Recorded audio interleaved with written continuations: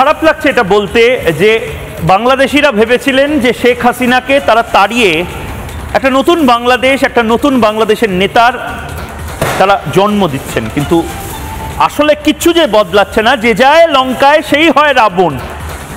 সাধারণ বাংলাদেশিদের বলছি, আমি এই গাড়ির কনভয় দেখাচ্ছি, এই গাড়িগুলো শেখ হাসিনার সময় যতগুলো গাড়ি ছিল তার থেকে ডবল গাড়ি হয়েছে।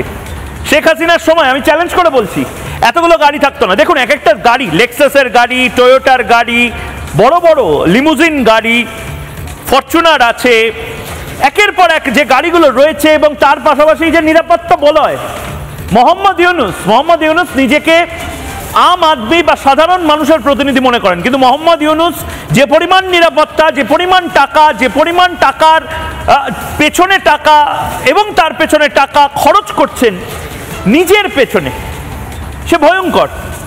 বাংলাদেশের মানুষ জানেও না নিরাপত্তা খাতে খরচ প্রতি মাসে 60 কোটি টাকা। ভাবতে পারছেন এই 60 কোটি টাকায় চাল, ডাল, তেল, নুন, কত কিছু বাংলাদেশের সাধারণ মানুষের জন্য হতে পারত।